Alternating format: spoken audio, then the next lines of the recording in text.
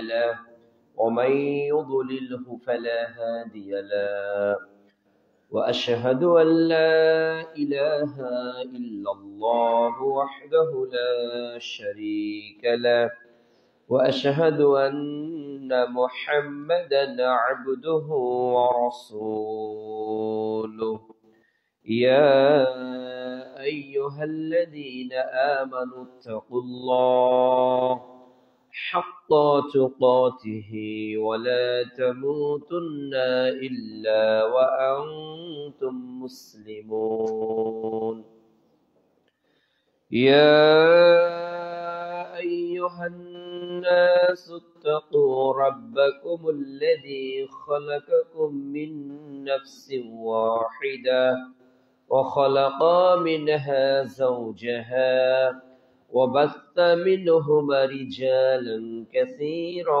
ونساء واتقوا الله الذي تساءلون به والأرحام إن الله كان عليكم رقيبا يا أيها الذين آمنوا اتقوا الله وقولوا قولا سديدا يصلح لكم أعمالكم ويغفر لكم ذنوبكم ومن يطع الله ورسوله فقد فاز فوزا عظيما أما بعد فإن خير الحديث كتاب الله وخير الحديث حديث محمد صلى الله عليه وسلم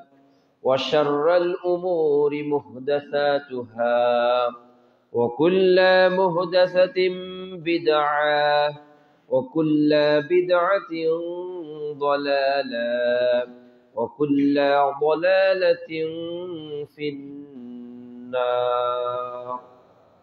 وقال تعالى: أعوذ بالله من الشيطان الرجيم.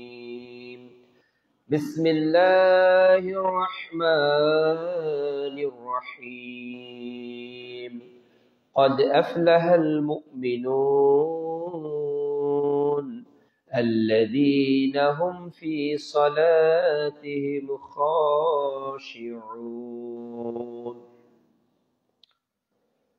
وقال رسول الله صلى الله عليه وسلم: أول ما يحاسب العبد يوم القيامة الصلاة فإن صلحت صلحت سائر عمله وإن فسدت فسد سائر عمله. رواه الترغيب والتحريب بإسناد صحيح. وقال رسول الله صلى الله عليه وسلم: صلوا كما رأيتموني أصلي. রওয়াহুল বুখারী। যাবতীয় প্রশংসা, যাবতীয় হামদ ও সানা আল্লাহ রাব্বুল আলামিনের জন্য, যার ঐকান্তিক মেহেরবানিতে সঠিবাড়ি নতুন বাজার জামে মসজিদে আজকের জুমার খুতবা ও সালাত আদায়ের উদ্দেশ্যে যে আল্লাহ রাব্বুল আলামিন আমাদেরকে একত্রিত হওয়ার সুযোগ দান করেছেন, কৃতজ্ঞতা আদায় করছি আলহামদুলিল্লাহ। দরুদ ও সালাম বিশ্ব মানবতার মুক্তির দূত, মহাবিপ্লবের মহানায়ক, যার আদর্শকে বাস্তবায়ন করার লক্ষ্যে আমাদের জীবনের সার্বিক প্রচেষ্টা মুহাম্মদুর রাসূলুল্লাহ সাল্লাল্লাহু আলাইহি ওয়াসাল্লামের প্রতি যাবতীয় দরুদ ও সালাম। প্রিয় উপস্থিতি, আজ জুমার খুতবার আলোচ্য বিষয় সালাতের গুরুত্ব ও রাসূল সাল্লাল্লাহু আলাইহি ওয়াসাল্লামের সালাত আদায়ের পদ্ধতি।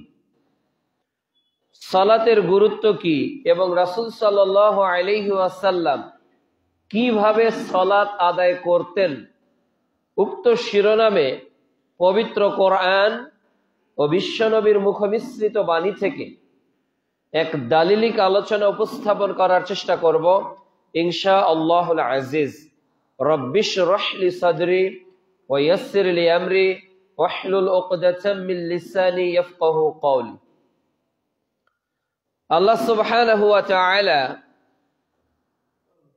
তার কালিমা শাহাদাতের ঘোষণা দেওয়ার পর যে বিষয়টির তিনি নির্দেশ দিয়েছেন এর নাম সালাত। আল্লাহ রাব্বুল আলামিন বিচারের মাঠে সর্বপ্রথম যে আমলের হিসাব করবেন এর নাম সালাত। রাসূলুল্লাহ সাল্লাল্লাহু আলাইহি ওয়াসাল্লাম মেরাজে গিয়ে আল্লাহ রাব্বুল আলামিনের নিকট যে গুরুত্বপূর্ণ ইবাদত পেয়ে ধন্য হয়েছেন এর নাম সালাত। সালাত এমন একটি ইবাদত যেটা আল্লাহ সুবহানাহু ওয়া তাআলাকে ডাকার সবচেয়ে বড় একটি মাধ্যম। সালাত এমন একটি ইবাদত যেখানে পবিত্রতা সম্পৃক্ত। সালাত এমন একটি ইবাদত যেখানে হালাল খাদ্য সম্পৃক্ত। সালাত এমন একটা ইবাদত যেখানে দৈহিক কিছু কর্মকাণ্ড সম্পৃক্ত। একটি মানুষ সালাত আদায় করে তার মধ্য দিয়েই প্রমাণিত হয় সে মুমিন নাকি সে কাফের। একটি মানুষ মুসলমান থাকার জন্য যতগুলো নিয়ম মেনে চলা তার জন্য আবশ্যক, এর মধ্যে প্রধান এবং অন্যতম গুণ হলো তার মধ্যে সালাত থাকতে হবে। যদিও বাংলাদেশের মানুষ 5 ওয়াক্ত সালাত আদায় করতে হবে এ মর্মে আজকে বাংলাদেশের মুসলমানরা উদাস। আজকে ঈদের মাঠে মুসল্লি অনেক বেশি, আজকে জুমার দিনের মুসল্লি অনেক বেশি, আজকে একটা মোর্দাকে কেন্দ্র করে জানাজার সালাতে মুসল্লির সংখ্যা অনেক বেশি, কিন্তু 5 ওয়াক্ত সালাত আদায়কারী মুসলমানের সংখ্যা বাংলাদেশে একেবারেই কম। আর বাংলাদেশে যারা 5 ওয়াক্ত সালাত আদায় করি আমরা, যারা ফজর, জোহর, আসর, মাগরিব, এশার সালাত নিয়মিত আদায় করি, এই সকল 5 ওয়াক্ত মুসল্লিদের মধ্যে রাসূলুল্লাহ সাল্লাল্লাহু আলাইহি ওয়াসাল্লামের পদ্ধতিতে সালাত আদায় করে এমন মানুষের সংখ্যা আরো কম। এই ফরজিয়াত একটা ইবাদত আমাদের কাছ থেকে এমন ভাবে দিন দিন দূরে চলে যাচ্ছে, সালাতকে মানুষ গুরুত্বহীন ভাবে আমলে পরিণত করেছে। আল্লাহ রাব্বুল আলামিন পবিত্র কোরআনুল কারীমে উল্লেখ করেছেন সূরা মুমিনুন অধ্যায় 23 আয়াত 1-এ যে সফল হলো মুমিনরা। সফল মুমিনরা কোন মুমিন? আল্লাযীনা হুম ফি সালাতিহিম খাশিউন, যারা তাদের সালাতের ব্যাপারে যত্নবান, যাদের সালাতে খুশু রয়েছে, যাদের সালাতে খুজু রয়েছে, যাদের সালাতের পদ্ধতি, যাদের সালাতের আনুগত্য স্রেফ আল্লাহর জন্য। আল্লাহ তাআলা বলছেন সূরা কাউসারে, ফাসাল্লি লিরাব্বিক, তুমি তোমার রবের উদ্দেশ্যে সালাত ও কোরবানি করো। তাহলে রবের উদ্দেশ্যে করো। একই কথা আল্লাহ তাআলা বলছেন সূরা আনআমের 162 নম্বর আয়াতে, ইন্নাস সালাতি ওয়া নুসুকি ওয়া মাহইয়ায়া ওয়া মামাতি লিল্লাহি রাব্বিল আলামিন, বলো আমার সালাত, এরপর আমার কোরবানি, এরপর আমার জীবন, আমার মরণ সবটাই আল্লাহর জন্য। তাহলে প্রথম বাক্য হলো সালাত, ইন্নাস সালাতি, নিশ্চয় আমার সালাত। সূরা আনকাবুত অধ্যায় 29 আয়াত 45 আল্লাহ তাআলা বলছেন ইন্নাস সালাতা তানহা আনিল ফাহশাই ওয়াল মুনকার, নিশ্চয় সালাত মানুষকে যাবতীয় পাপ থেকে বাধা দেয়, যাবতীয় অন্যায় থেকে মানুষকে প্রতিরোধ করে সালাত। সাহাবাগণ বিপদে পড়তেন তো সালাতে দাঁড়িয়ে আল্লাহর কাছে চাইতেন। সালাতটা হলো দোয়া, সালাতটাই হলো প্রার্থনা, সালাতটাই হলো আল্লাহ ও বান্দার কমিউনিকেশনের সবচেয়ে বড় মাধ্যম। রাসূলুল্লাহ সাল্লাল্লাহু আলাইহি ওয়াসাল্লাম বলছেন, যখন কেউ সালাতে দাঁড়ায় সে যেন তার রবের সঙ্গে মুনাজাত করে, কথা বলে।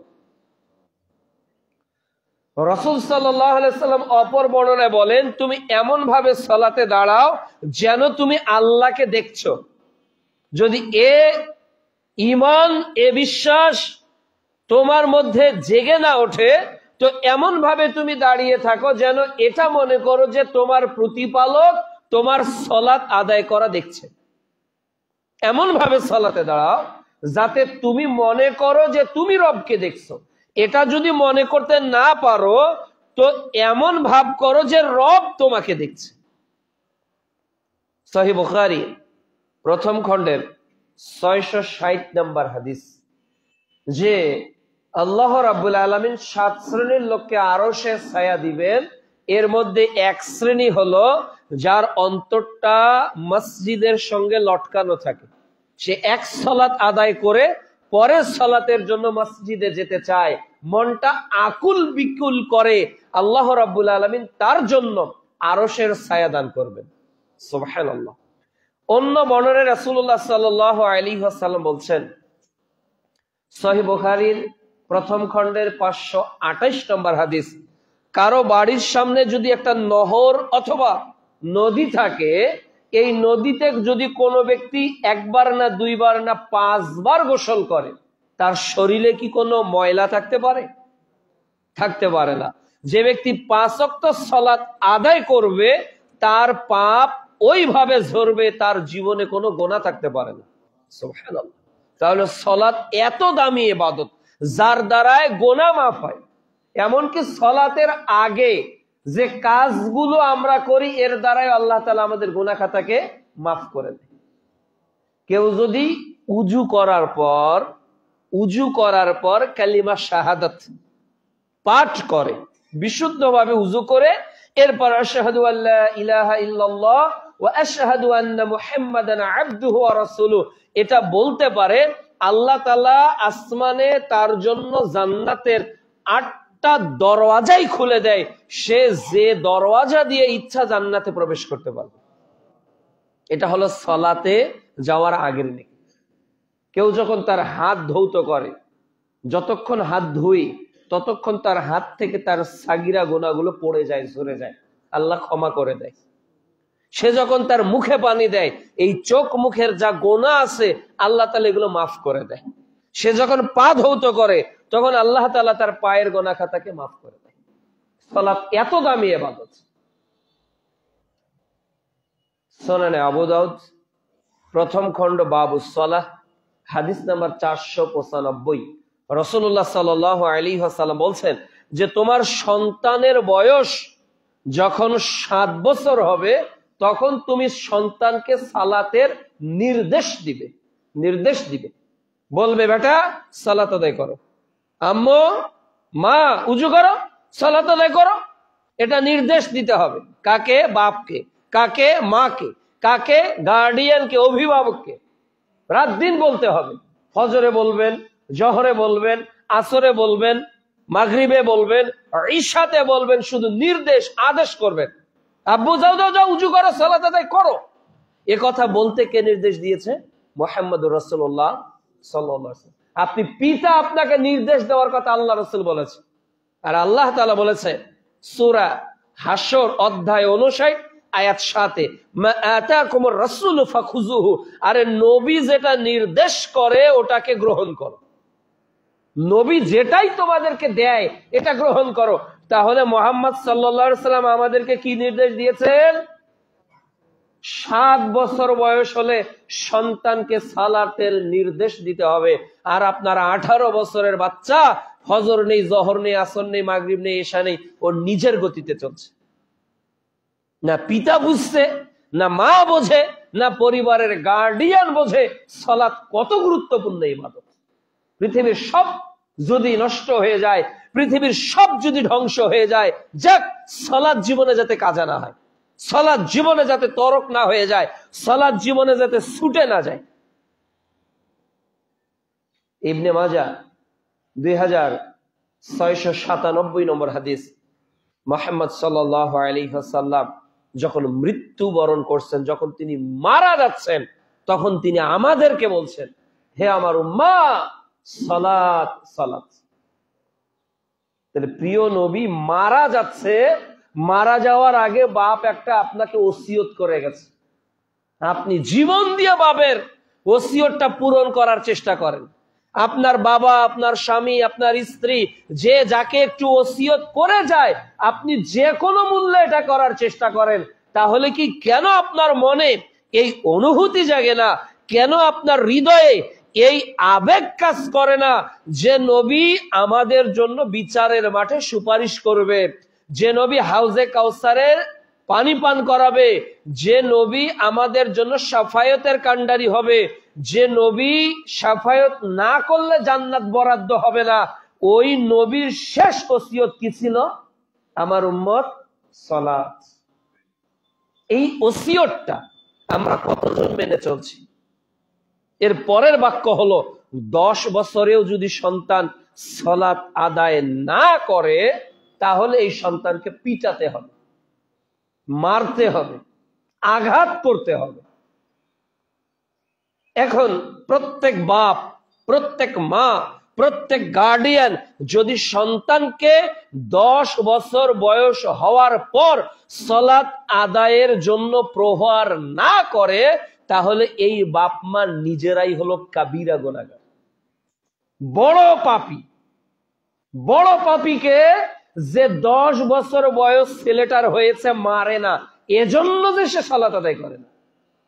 10 বছর বয়স হয়েছে মেয়েটার, বাপ মারে না, মা মেয়েটাকে মারে না, এজন্য মারে না যে সালাত আদায় করে না, তাহলে বাপ হলো কাবিরা গুনাহগার, মা হলো কাবিরা গুনাহগার, সবচেয়ে বড় পাপী। এই বাপের তাহাজ্জুদ আল্লাহর দরবারে কোনো কাজেই লাগবে না, এই বাপের সালাত আল্লাহর দরবারে কোনো কাজেই লাগবে না। কেন? আল্লাহ তাআলা নির্দেশ যেমন দিয়েছে আপনাকে, ওই একই নির্দেশ দিয়েছে আপনার সন্তানকে। তো আপনি আল্লাহর একটা মানলেন আর একটা মানলেন না। আল্লাহ আপনাকে কেবল বলে নাই যে কেবল নিজে পালন করো, আল্লাহ আপনাকে কেবল বলে নাই যে তুমি একা বাসো, আল্লাহ কেবল আপনাকে বলে নাই যে একা কেবল তুমি উজু করে মসজিদে যাও, আল্লাহ কেবল মা আপনাকে বলে নাই যে আজানে হয়ে গেলে আপনি উজু করে বোরকা বা হিজাব পরে সালাত আদায় করবেন। এই একক নির্দেশ কোরআন হাদিসের কোথাও নেই, শারীরি মুহাম্মাদিতে নেই।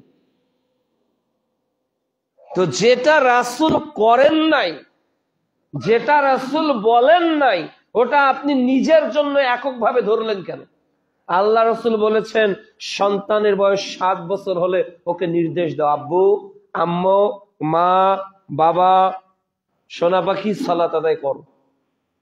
যদি 10 বছরে না করে, তাহলে বাপকে পিটাতে হবে। কি দিয়ে পেটাবেন?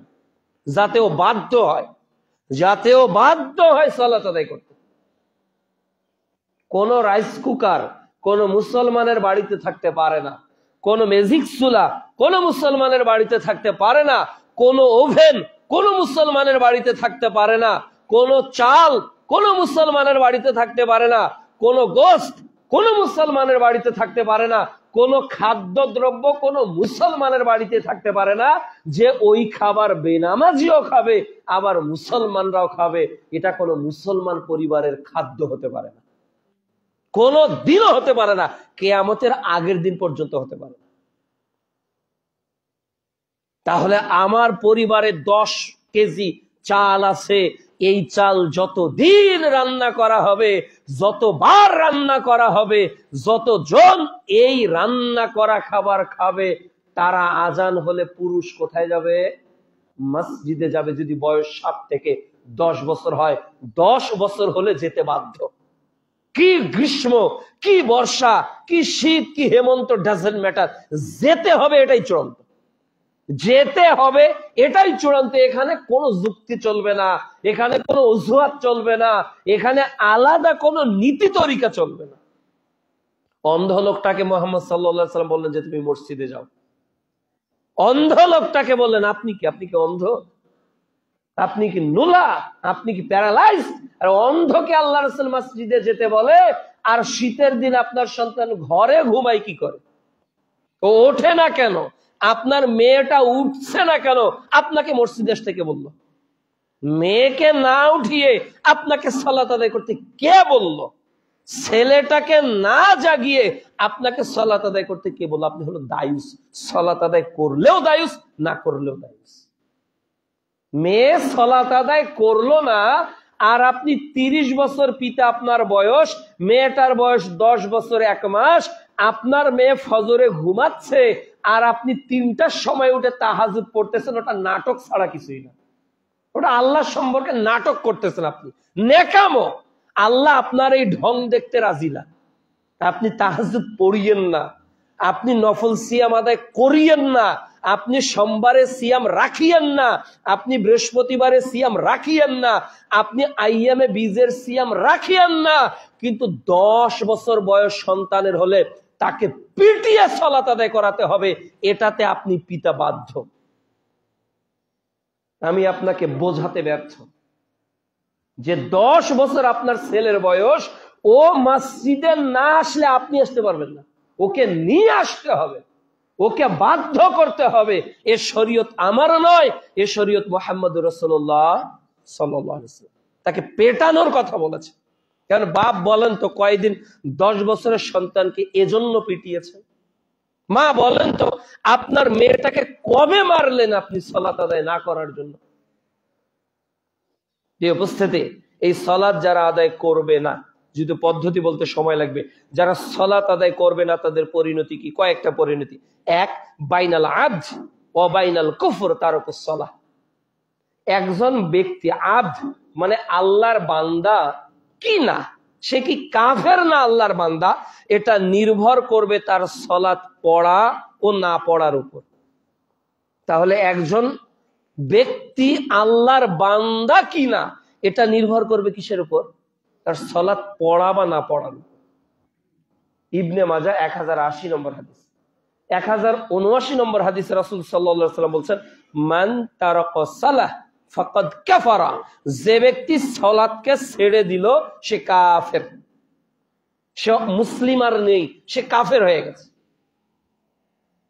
এর পরের হাদিস 1080 নম্বর হাদিস, মুহাম্মদ সাল্লাল্লাহু আলাইহি ওয়াসাল্লাম বলছেন, মান তারাকা সালাতা ফাকাদ আশরাকা, যে সালাত ছেড়ে দিল সে মুশরিক। আবু জেহেল যেমন মুশরিক, আপনিও মুশরিক সালাত ছেড়ে দেওয়ার কারণে। এই কথা মুহাম্মদ সাল্লাল্লাহু আলাইহি ওয়াসাল্লাম বলেছেন। সূরা মুদ্দাসসির অধ্যায় 74 আয়াত 42 ও 43। ওই দিন জাহান্নামীরা যখন জাহান্নামে যাবে তাদেরকে জিজ্ঞেস করা হবে, মা সালাকাকুম ফি সাকর, কেন তোমরা আসলে সাকর নামক জাহান্নামে? ক্বালু লাম নাকু মিনাল মুসাল্লিন, ওরা বলবে যে আমরা দুনিয়াতে মুসল্লি ছিলাম না, আমরা দুনিয়াতে সালাত আদায় করতাম না। তাদের ঠিকানা হবে সাকর নামক জাহান্নাম। প্রিয় উপস্থিতি, এই সালাত যারা আদায় করবে না তারা বিচারের মাঠে আল্লাহর সামনে ওই দিন সেজদা দিতে পারবে না। সূরা কালাম অধ্যায় 68 আয়াত 42, 43, 44। আল্লাহ যখন সেজদা দিতে বলবে তারা উল্টে যাবে, তাদের একেবারে মেরুদণ্ড সোজা হয়ে যাবে, তারা সেজদা দিতে পারবে না। কেন? তারা তো দুনিয়াতে সেজদা দেয়নি, আখিরাতে তারা পারবে না। এজন্য সালাত আদায় করতে হবে। যারা সালাত আদায় করে না তাদের বিষয়ে অনেক ফতোয়া রয়েছে আলেমদের। তাদের জানাজার সালাত আদায় করা যাবে না, তাদেরকে মুসলমানদের কবরস্থানে মাটি দেওয়া যাবে না। সালাত আদায় স্বামী স্ত্রী যে কেউ ছেড়ে দিলে তাদের বিবাহ তালাক হিসেবে গণ্য হবে। যারা সালাত আদায় করে না তারা বাবার সম্পত্তিতে ভাগ পাবে না। কেন? মেরাজ তাদের নিকটই বন্টন হবে যারা মুসলমান। যারা কাফের তাদের নিকট বাবার ওয়ারিশ সে হতে পারবে না। যারা সালাত আদায় করে না তাদের জন্য দাফন নেই, কাফন নেই, তাদের জন্য 3 হাত মাটি গর্ত করে খুঁড়তে হবে না।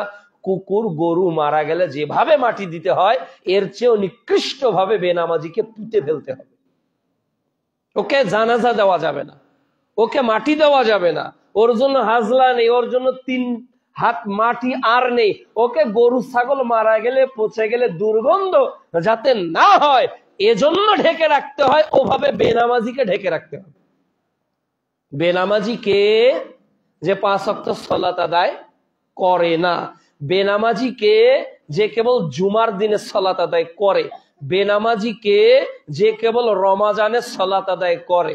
বেনামাজি কে যে কেবল 2 ঈদের সালাত আদায় করে, বেনামাজি কে যে সুবিধা মতো সালাত আদায় করে, সবাই বেনামাজি।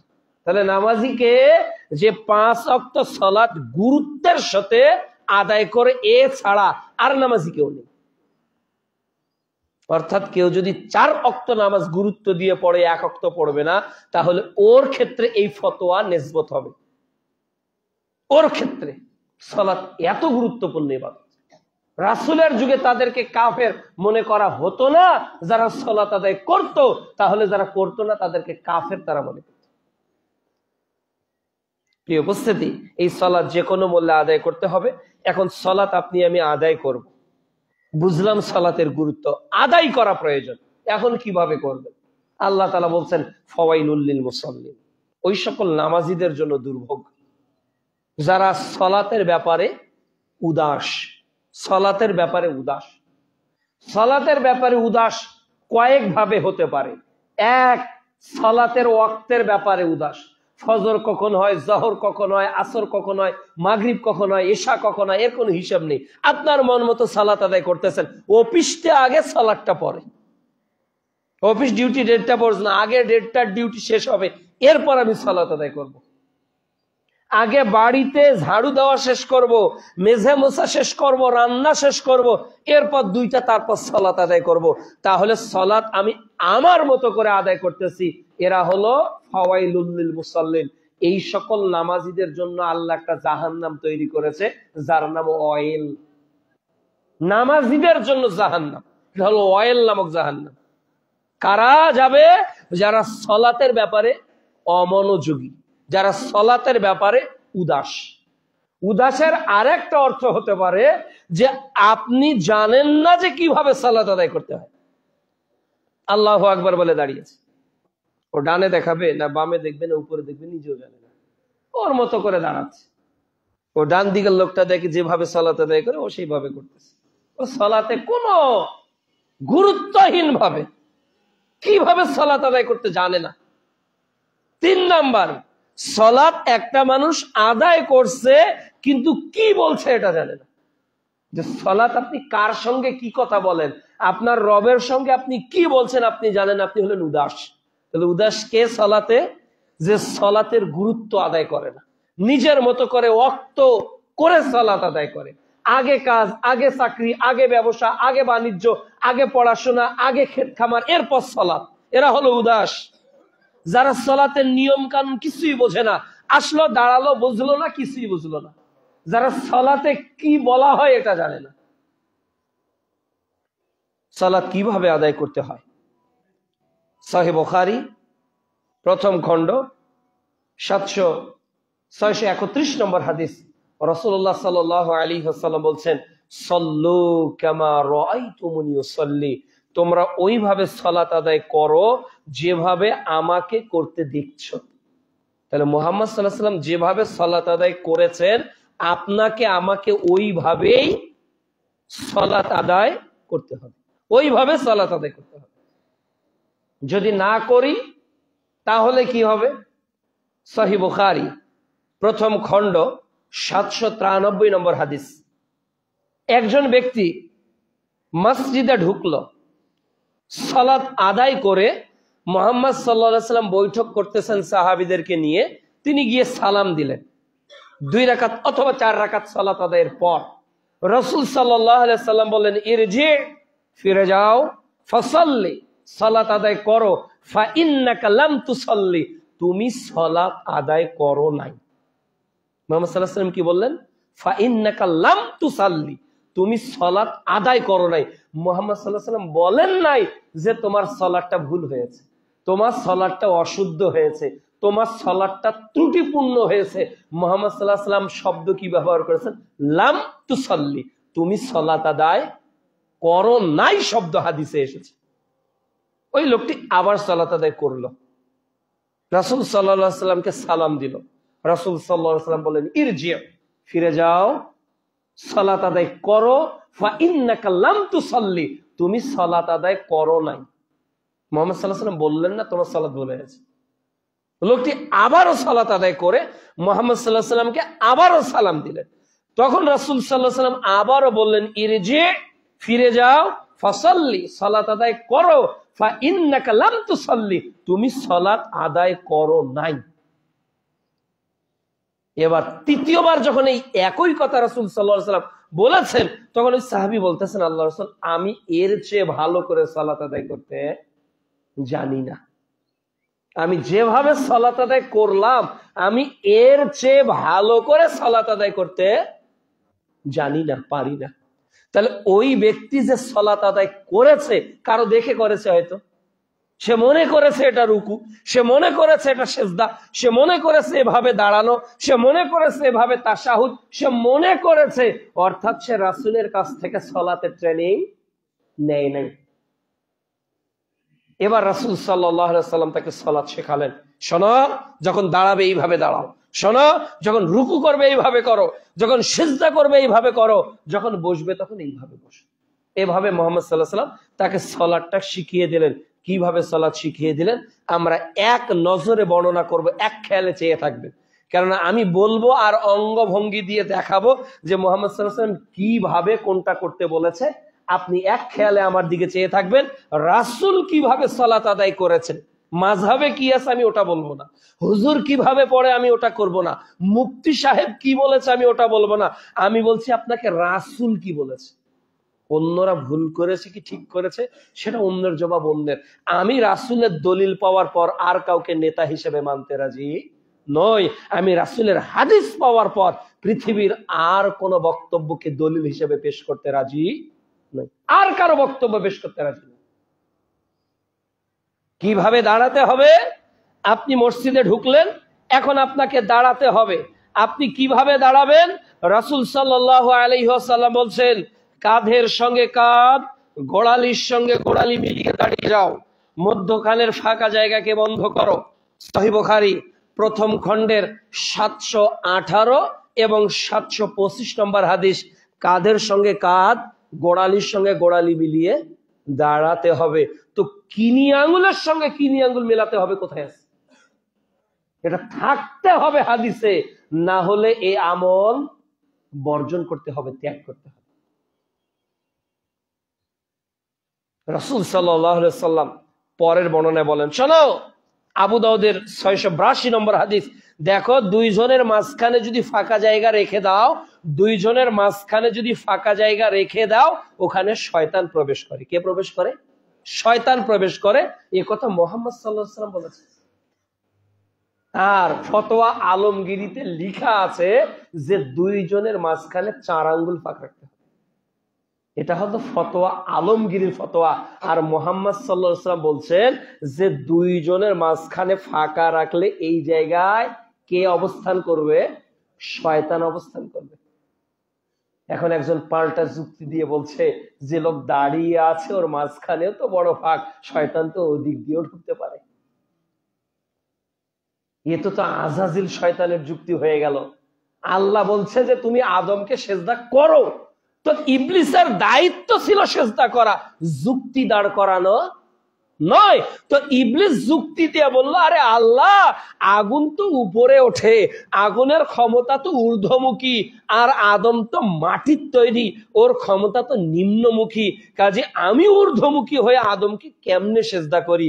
তাহলে আজাজিল কি দিয়েছে? যুক্তি দিয়েছে। আল্লাহ বলেছে করো, আজাজিল দিয়েছে যুক্তি। তো মুহাম্মদ সাল্লাল্লাহু আলাইহি ওয়াসাল্লাম বলছেন, দুইজনের ফাঁকে মাঝখানে ফাঁক থাকলে ওই জায়গায় শয়তান থাকে। তো কিয়ামত পর্যন্ত এই হাদিস এভাবেই থাকবে। আপনার হুজুরের কথা টুডে অর টুমরো মিথ্যা প্রমাণিত হবেই হবে ইনশাআল্লাহ। এটা হবেই। এটা থুতির জোরে, পেশির জোরে, মাযহাবের জোরে, ক্ষমতার জোরে বেশি দিন টিকবে না।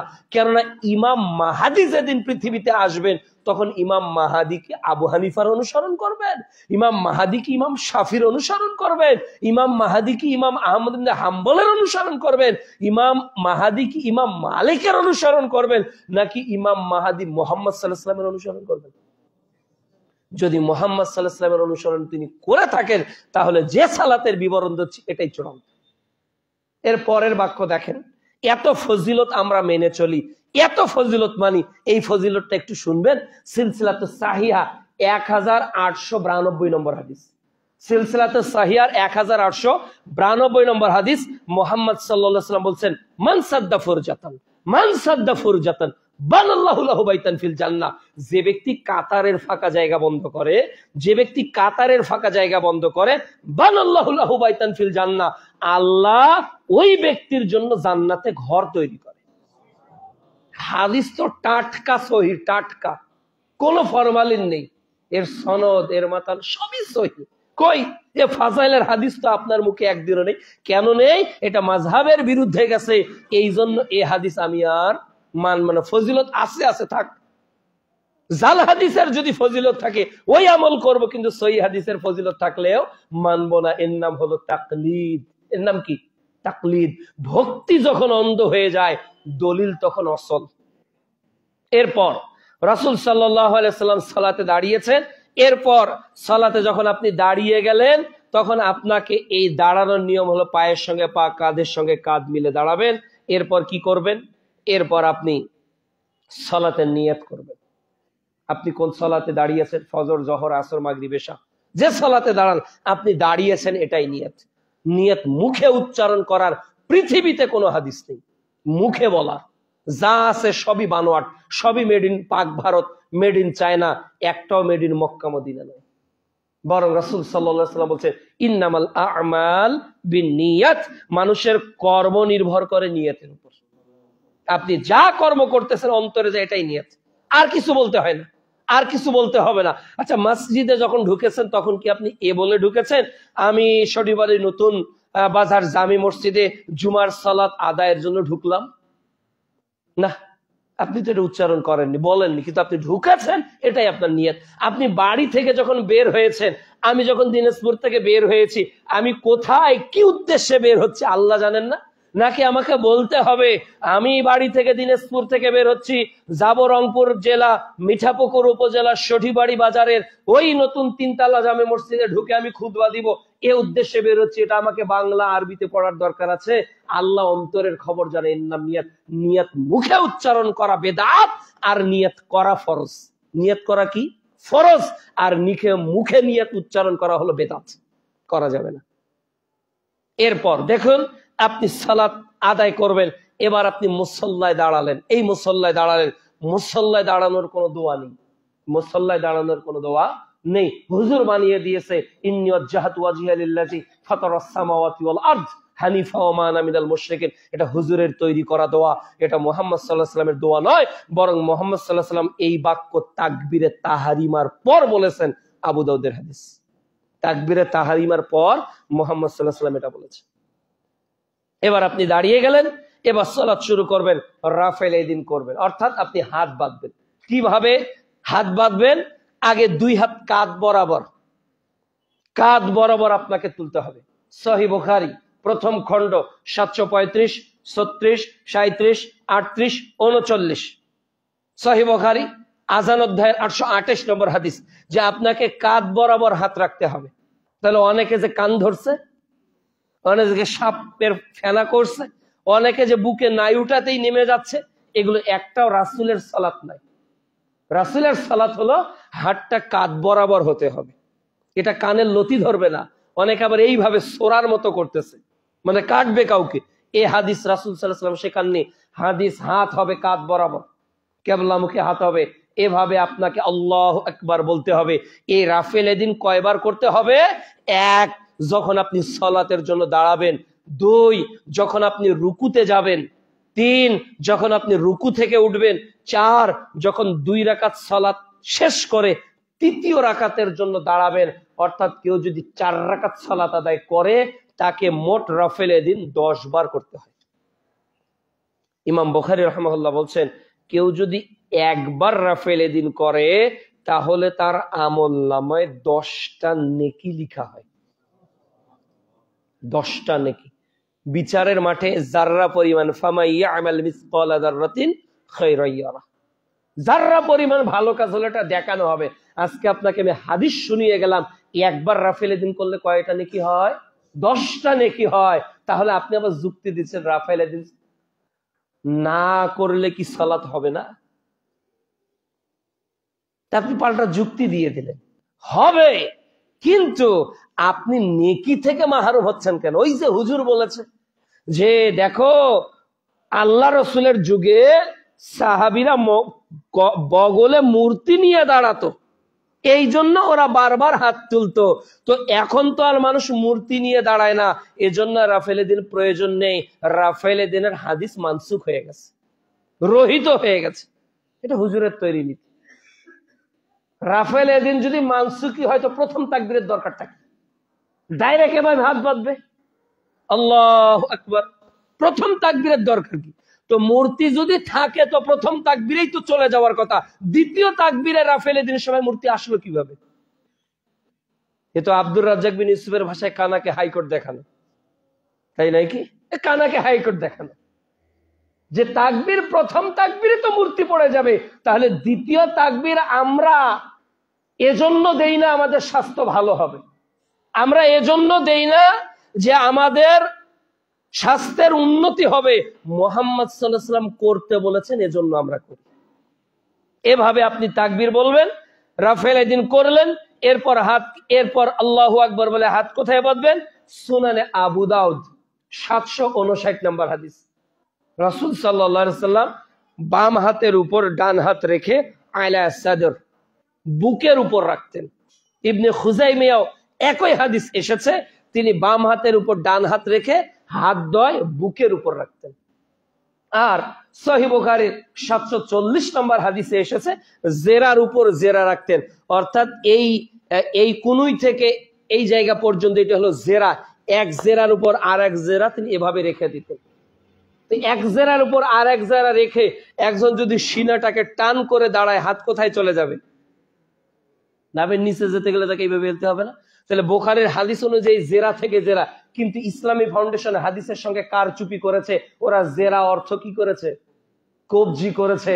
আবার আল্লাহ তাআলা উজুর যে নিয়ম দিয়েছে সূরা মাইদার 5 নম্বর অধ্যায় 6 নম্বর আয়াত, ওখানে কিন্তু বাহু আবার ঠিকই উল্লেখ তারা করেছে ইসলামী ফাউন্ডেশনের কোরআনের অনুবাদে। তাহলে কোরআনে জেরা শব্দের এক অনুবাদ আর হাদিসে জেরা শব্দের এক অনুবাদ, তাহলে এটা কি কোরআন হাদিসকে নিয়ে তামাশা না ইসলামী ফাউন্ডেশনের? এটা তামাশা ছাড়া কিছুই না। আর পদে পদে টিকা দেওয়া, বুখারীতে যে কত শত টিকা দেওয়া আছে আল্লাহই ভালো জানে, খালি টিকা। আমাদের বাংলাদেশে মাযহাবী লোক এত কাজে রাফেলে দিন আল্লাহ রসুল করেছেন, তবে মাযহাবী হিসেবে এইটা আমিন, এইটা বুকে হাত বাঁধ, এইভাবে কাটতে কাটতে কাটতে কাটতে ইসলামী ফাউন্ডেশনে বুখারীকে কাটতে কাটতে আন্ডারপ্যান্ট বানিয়ে ফেলেছে।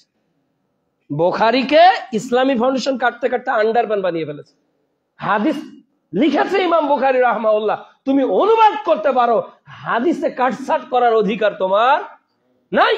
তুমি কাটলে কেন, ছাটলে কেন? টিকা তোমাকে কে দিতে বললো? তোমার নীতি এখানে কে উল্লেখ করতে বললো? তুমি অনুবাদক, অনুবাদ করো, ব্যাখ্যা নিজের মনগত করে দুনিয়াতে টিকলেও পরকাল হারিয়ে যাবে। এই অবস্থাতে এরপর আপনি কি বলবেন? হাত বাঁধা হয়ে গেল, আপনি সানা পাঠ করেন।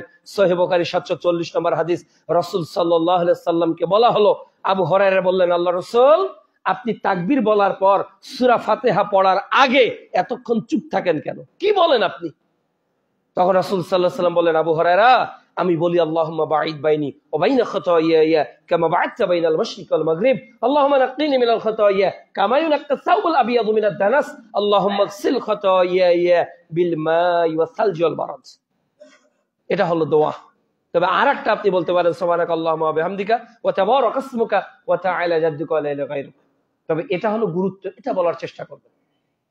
এরপর সানা হয়ে গেল, আউযু বিল্লাহ বিসমিল্লাহ বললেন, এরপর সূরা ফাতিহা পাঠ করলেন। অনেকে বলেছে এটা ফতোয়াতে লেখা আছে, যে ব্যক্তি ইমামের পিছনে সূরা ফাতিহা পাঠ করলো তার মুখে আগুন ধরিয়ে দেওয়া হবে।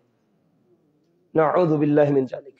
অথচ এর বিরুদ্ধে মুহাম্মদ সাল্লাল্লাহু আলাইহি ওয়াসাল্লামের হাদিস দেখেন, সহিহ বুখারী কিতাবুস সালাহ 756 নম্বর হাদিস, রাসূল সাল্লাল্লাহু আলাইহি ওয়াসাল্লাম বলছেন, ওই ব্যক্তির সালাত হয় না যে ব্যক্তি সালাতে সূরা ফাতিহা পাঠ করে না।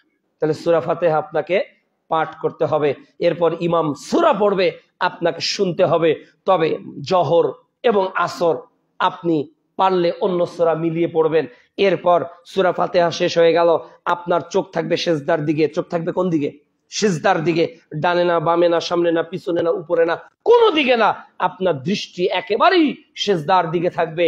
কিন্তু বাংলাদেশে একটা দাঁড়ানোর নিয়ম আছে যে তুমি যখন দাঁড়াবে, আমি যখন তাবলিগ করেছিলাম 7 বছর, ওস্তাদ হুজুররা আমাকে শিখিয়েছিল যে শোনো, ডান পায়ের বৃদ্ধাঙ্গুলি যেন শেষ পর্যন্ত না নড়ে। অর্থাৎ ডান পায়ের বৃদ্ধাঙ্গুলি নামাজে দাঁড়া থেকে সালাম ফিরানো পর্যন্ত একবারও নড়ানো যাবে না, ওভাবেই থেকে যাবে। এ নীতির কোনো দলিল নেই, এটা হলো দাবির ইসলাম, এটা দলিল ভিত্তিক কোন ইসলাম নয়। এভাবে আপনি সূরা ফাতিহার পর অন্য সূরা পড়লেন, এখন সূরা ফাতিহার পর আমিন জোরে বলবেন না ধীরে বলবেন? সম্মানিত উপস্থিতি, দেখুন আমি আমার কথা না বলে হাদিসের উদ্ধৃতি দিই। তিরমিজি কিতাবুস সালাহ 248 নম্বর হাদিস, রাসূল সাল্লাল্লাহু আলাইহি সাল্লাম যখন সূরা ফাতিহা শেষ করতেন আমিন বলতেন, ফারাফা সাওতাহু, আওয়াজটা সাউত হতো, উঁচু হয়ে যেত। কে বলছে? মুহাম্মদুর রাসূলুল্লাহ সাল্লাল্লাহু আলাইহি ওয়াসাল্লাম, আওয়াজটা উঁচু হয়ে যেত।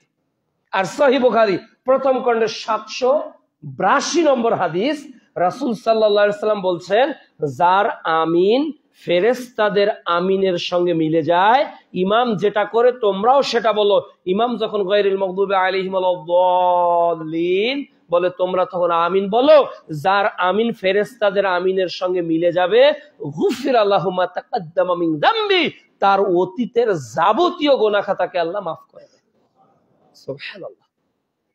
তাহলে প্রিয় উপস্থিতি, রাসূল সাল্লাল্লাহু আলাইহি ওয়াসাল্লাম বলছেন, তিনি যখন আমিন বলতেন আমিনের আওয়াজটা উঁচু হয়ে যেত। এই হাদিসটি তিরমিজিতে রয়েছে 2248 নম্বর হাদিস। এরপর আপনি রুকু করবেন, আল্লাহু আকবার বলে আবার 2 হাত কাঁধ বরাবর রেখে আপনি হাঁটুতে হাত দিয়ে রুকু করেন। হাঁটু এভাবে ধরা যাবে না, এভাবে ধরা যাবে না, স্বাভাবিকভাবে আপনাকে চতুর্দিকে আঙুল ছিটিয়ে হাঁটু ধরতে হবে, আর পিঠটা যাতে সোজা থাকে। সহিহ বুখারী 10ম পর্ব 20 নম্বর অনুচ্ছেদ, রাসূল সাল্লাল্লাহু আলাইহি ওয়াসাল্লাম এমন ভাবে রুকু করতে বলেছেন যাতে পিঠ সোজা থাকে। আমাদের অনেকে রুকু করে এইভাবে কোন রকম, অনেকে আবার হেলে গেছে, জি না, এটা চলবে না। রুকু একেবারে সমান ভাবে করতে হবে। পারলে আর একজনকে বলবেন, ভাই আমি রুকু করতেছি, দেখেন তো রুকুটা ঠিক হচ্ছে কিনা।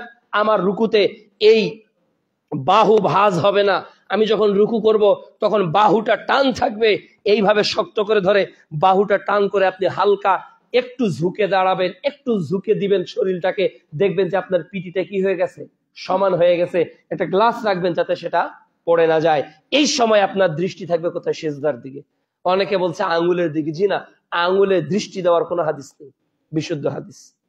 এই সময় আপনাকে বলতে হবে সুবহানা রাব্বিয়াল আযীম, অথবা সুবহানাকা আল্লাহুম্মা রাব্বানা ওয়া বিহামদিকা আল্লাহুম্মা গফিরলি, সুবহান কুদ্দুসুর রব্বুল মালাইকাতুর, অনেক দোয়া আছে, তাসবিহ আছে রুকু এবং সিজদা, এটা আপনি পড়ুন। এরপর যখন পড়া হয়ে গেল, এটার জন্য 3 বার 5 বার জোড় বিজোড় নেই, আপনার যতবার ইচ্ছা আপনি পড়তে থাকেন, যতক্ষণ ইমাম পড়ে আপনি পড়তে থাকেন। এরপর সামি আল্লাহু লিমান হামিদা বলে আপনি দাঁড়িয়ে যাবেন। এরপর রব্বানা লাকাল হামদ হামদান কাসীরান তাইয়িবান মুবারাকান ফি, এটা আপনাকে পড়তে হবে। তাদিল আরকান, যতক্ষণ আপনি রুকু করলেন এতক্ষণ আপনাকে দাঁড়াতে হবে, অন্তত শরীরের প্রত্যেক জোড়া অঙ্গ প্রত্যেক জোড়াতে চলে না যাওয়া পর্যন্ত আপনাকে দাঁড়িয়ে থাকতে হবে, আর বলতে হবে রব্বানা লাকাল হামদ হামদান কাসীরান তাইয়িবান মুবারাকান। কিন্তু এই দোয়াটা পড়ার কি সুযোগ আছে বাংলাদেশের অধিকাংশ মসজিদে? সুযোগই নেই। অথচ রাসূল সাল্লাল্লাহু আলাইহি ওয়াসাল্লামের সময় কোন একজন ব্যক্তি, এক সাহাবী এই দোয়া পাঠ করলেন, মুহাম্মদ সাল্লাল্লাহু আলাইহি ওয়াসাল্লাম ঘুরে বসলেন, বলল এই আমল কে করেছো? একজন সাহাবী ভয়ে ভয়ে বললেন আমি করেছি। তখন মুহাম্মদ সাল্লাল্লাহু আলাইহি ওয়াসাল্লাম বললেন যে আল্লাহর রহমতের ফেরেশতারা প্রতিযোগিতা করতেছিল কে তোমার আমলনামায় কত বেশি নেকি লিখবে। আল্লাহর রাসূলের এই হাদিস পাওয়ার পরেও সামি আল্লাহু লিমান হামিদা আল্লাহু আকবার মাঝখানে দোয়া বলার কোন সুযোগ অধিকাংশ মসজিদের মুসল্লিদের ভাগ্যে জোটে না, পোড়া কপাল।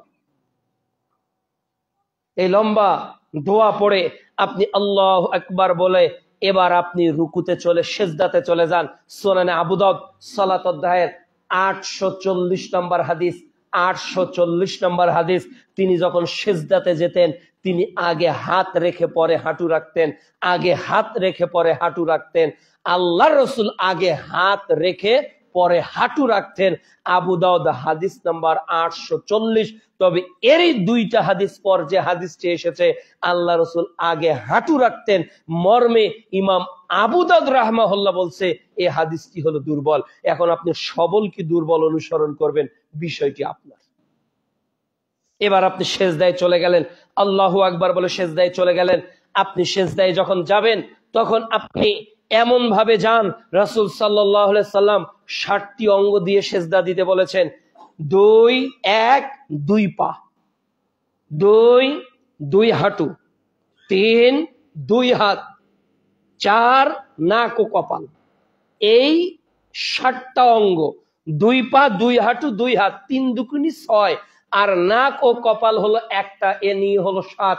এই 60টা অঙ্গ দিয়ে আমাদেরকে সিজদা দিতে হবে। আগে নাক পরে কপাল, উঠবে আগে কপাল পরে নাক, এগুলো মর্মে কোনো হাদিস নেই, এগুলো মর্মে কোনো হাদিসই নেই বিশুদ্ধ, এমনিতে বানিয়ে দিয়েছে। যাওয়ার সময় আগে নাক পরে কপাল, ওটার সময় আগে কপাল পরে নাক, এগুলো হুজুরের তরিকা, এটা মুহাম্মদ সাল্লাল্লাহু আলাইহি ওয়াসাল্লামের বিশুদ্ধ কোনো তরিকা নয়। আমি হাদিসের কথা বললাম, এর পাল্টা আপনাকেও হাদিস উপস্থাপন করেই আমল করা প্রয়োজন।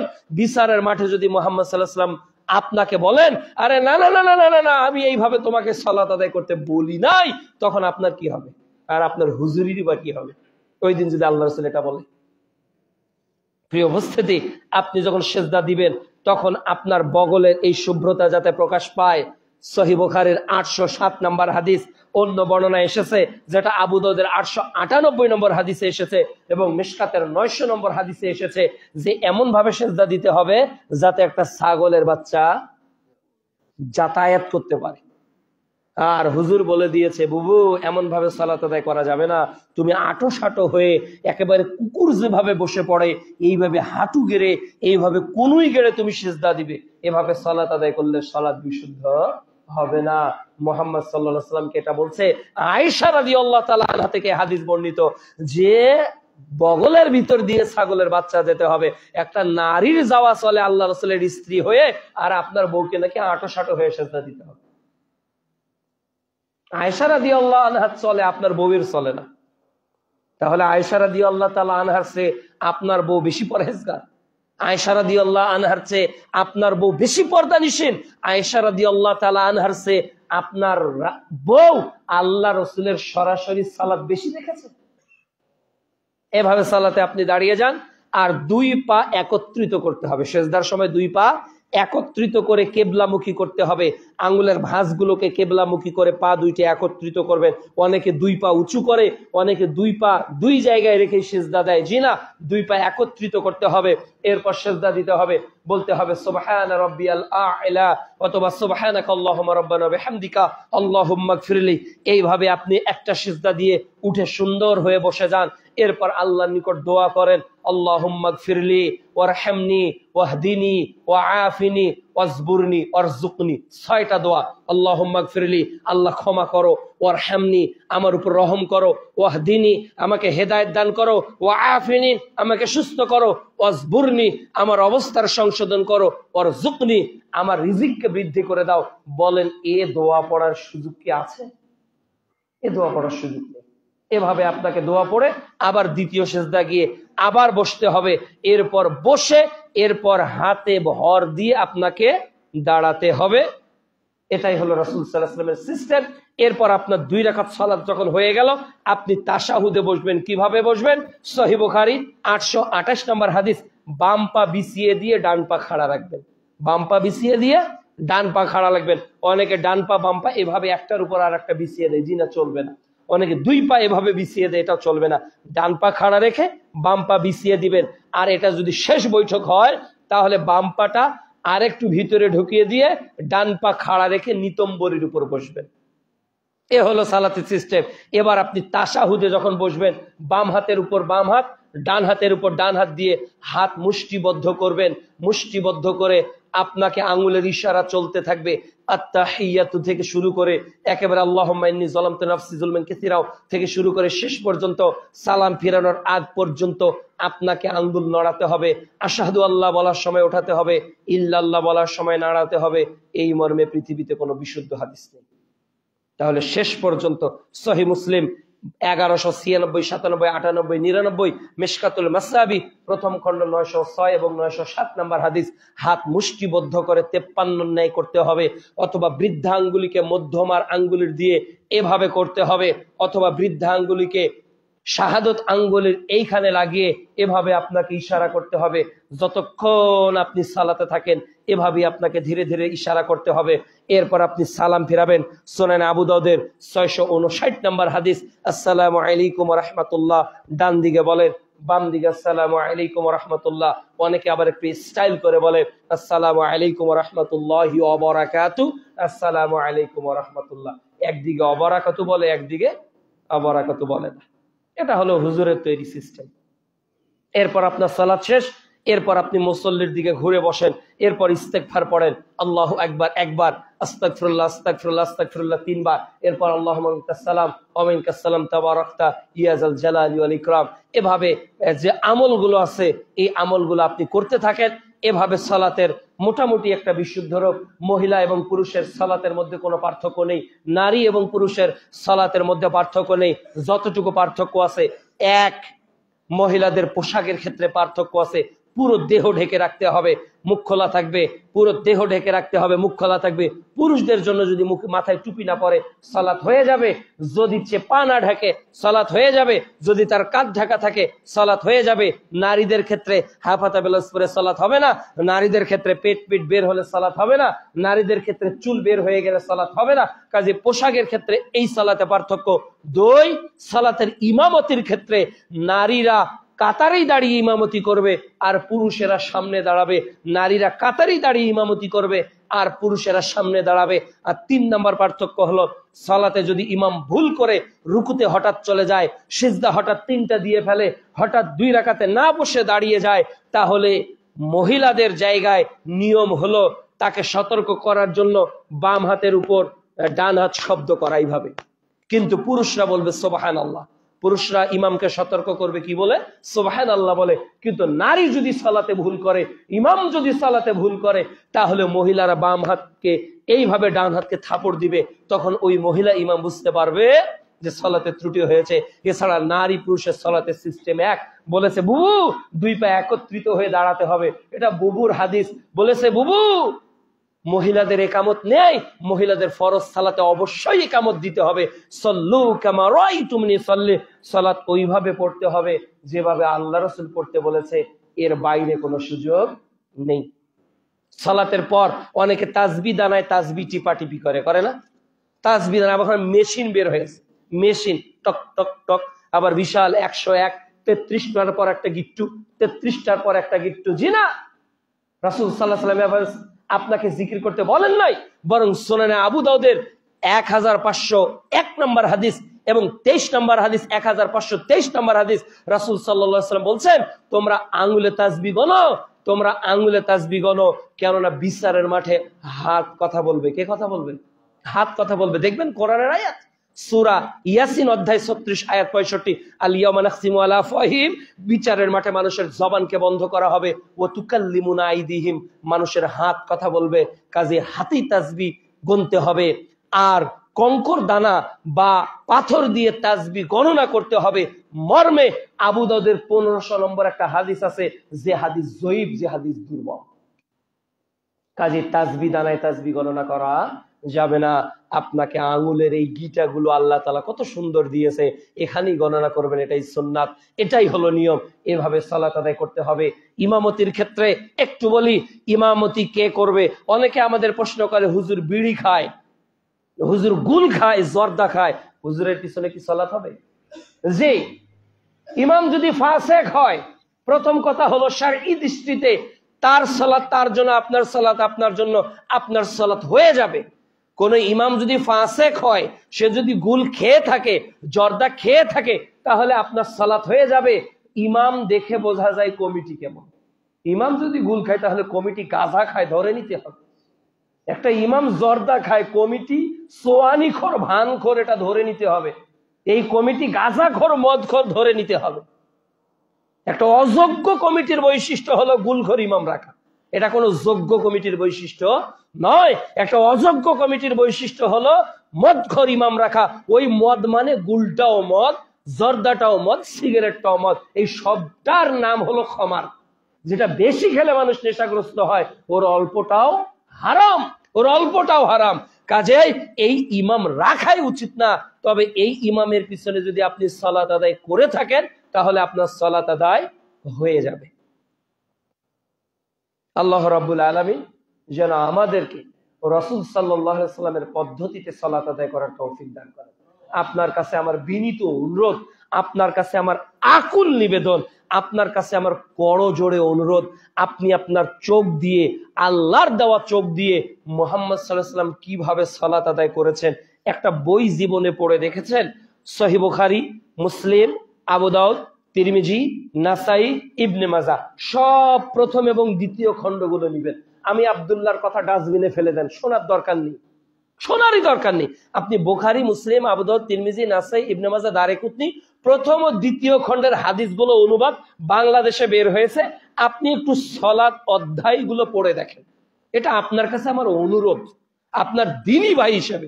আমি বলছি না আপনি আমারটা গ্রহণ করেন, তবে আমার অনুরোধ এই দুইটা চোখ দিয়ে আল্লাহর রাসূল কিভাবে সালাত আদায় করেছেন ওটা পড়ে সালাত আদায় করেন। আমি যা বললাম তা মানার জন্য আমি বলিনি, তবে আমার কথা যদি কোরআন ও হাদিসের দলিলে থাকে তাহলে মানেন। যুক্তি আমি শুনতে চাচ্ছি না, অমুক হুজুর কি বলেছে এটা আমি জানতে চাচ্ছি না। হাদিসে যেটা থাকবে ওটা ভ্যান চালক বললো মানবো, আর হাদিসে না থাকলে ওটা বাইতুল মুকাররমের খতিব বললো মানা যাবে না, ওটা যাওয়া যাবে না। তো অনেক হুজুর তো আল্লাহ রসুলকে কাউবয় বলছে, বলছে না? আল্লাহ রসুল কি বলছে? যে আল্লাহ রসুল নাকি কাউবয় ছিলেন, অথচ হুজুরের এই তাফসিরই জানা নেই। আপনি সূরা বাকারা আজকে খুলে দেখবেন, সূরা বাকারার 104 নম্বর আয়াত। সাহাবীগণ আল্লাহ রসুলের মনোযোগ আকর্ষণ করার জন্য রাইনা শব্দ ব্যবহার করতেন, যে আল্লাহ রসুল একটু আপনি আমাদের দিকে দৃষ্টিপাত করেন। ইহুদিরা এই শব্দটা ব্যবহার করত বোকা অথবা রাখাল অর্থে, একই আরবি শব্দ। অর্থ হলো আল্লাহ রসুল আমাদের দিকে একটু দেখুন, আমাদের কথা একটু শুনুন। এর আর একটা অর্থ হলো বোকা অথবা রাখাল। আল্লাহ বললেন না না না না, হে ইমানদারেরা খবরদার, তোমরা আল্লাহ রসুলকে রাইনা শব্দ বলে সম্বোধন করো না, তোমরা কি বলো? উনজুরনা, উনজুরনা বলো। তাহলে বোঝা যাবে এখানে আর ওরা অন্য অ্যাপ্রোচ করতে পারবে না। উনজুরনা মানে আল্লাহ রসুল একটু আপনি আমাদের দিকে দৃষ্টি দেন না, আমরা কিছু বলতে চাচ্ছি, একটু বলবো, একটু শোনেন না। তখন আর রাইনা শব্দ বাতিল করলেন। অর্থাৎ তাফসির দেখেন, তাফসির ইবনে জাকারিয়া থেকে প্রত্যেকটা তাফসির, এই আয়াতের তাফসির দেখেন, যেহেতু ওই শব্দটার অ্যাপ্রোচটা ভালো ছিল না। কাউবয় শব্দ কি আমরা ভালো অর্থে ব্যবহার করি সমাজে? বাংলাদেশে রাখাল, কাউবয়, এটা ভালো কোনো শব্দ নয়। এমনকি প্রত্যেক নবী এবং রাসূলকে আল্লাহ তাআলা মেষ চড়িয়েছেন, তারা ছাগল চড়িয়েছেন, এটা তাদের ভাষা। বাংলাদেশে পুরি আপনি এখানে বলবেন, এই একই পুরি যদি সিলেট বা অন্যদিকে বলেন ওটা মেয়ে গাল হয়ে যায় না? তাহলে আপনাকে অঞ্চল ভেদে শব্দ চয়ন করতে হবে। মুসলমানরা আল্লাহ রাসূলকে অন্তর কলিজা দিয়ে ভালোবাসে। রাখাল কি আল্লাহ রাসূল পার্মানেন্ট ছিলেন না? তিনি তার চাচাতো ভাইয়ের সঙ্গে মাঝে মধ্যে যেতেন, মাঝে মধ্যে যেতেন। ইতিহাস থেকে প্রমাণিত নয় যে আল্লাহ রাসূল পার্মানেন্ট রাখাল ছিলেন। তিনি মেষ চারিয়ে উপার্জন করতেন। জি না, ইতিহাস প্রমাণ করেন। আল্লাহ রসুলের সিরাতের অনেক গ্রন্থ পৃথিবীতে আছে, আল্লাহ রসুল মেষ চড়ার বিনিময়ে সারা জীবন ইনকাম করেছেন, এটা ইতিহাস থেকে প্রমাণিত নয়। তাহলে তাকে আপনি কাউবয় বলবেন কেন? কেন বলবেন আপনি? আজকে ইসলামটা স্টাইলিস্ট হয়ে গেছে, স্টাইলিস্ট হয়ে গেছে। আল্লাহ রসুলকে সম্বোধনের ক্ষেত্রে সবচেয়ে দামি শব্দ ব্যবহার করতে হবে, সবচেয়ে দামি শব্দ, যেটা উচ্চাঙ্গের শব্দ, যেটাতে মানুষের সম্মান বোধ বেড়ে যাবে, যেটাতে মানুষের আগ্রহ বোধ বেড়ে যাবে, যেটার কারণে আল্লাহ রসুলের সম্মানটা বৃদ্ধি হয়। এইরকম অ্যাপ্রোচ করা কি উম্মাহ হিসেবে আমার উচিত না? উচিত কিনা? নিঃসন্দেহে উচিত। আল্লাহ তাআলা যেন আমাদেরকে সঠিক বুঝ দান করেন। আল্লাহ তাআলা যেন আমাদের রাসূলের ক্ষেত্রে সবচেয়ে ভালো শব্দ চয়ন করার তৌফিক দান করেন। আল্লাহ তাআলা যেন আমাদের দলিলের অনুসরণ করে আমাদের সালাতকে বিশুদ্ধ করার তৌফিক দান করেন। আলহামদুলিল্লাহি ওয়াহদা ওয়াসসালাতু ওয়াসসালামু আলা রাসূলিল্লাহ। আল্লাহুম্মা সাল্লি আলা মুহাম্মাদি ওয়া আলা আলি মুহাম্মাদ কামা সাল্লাইতা আলা ইব্রাহিম ওয়া আলা আলি ইব্রাহিম ইন্নাকা হামিদুম মাজিদ।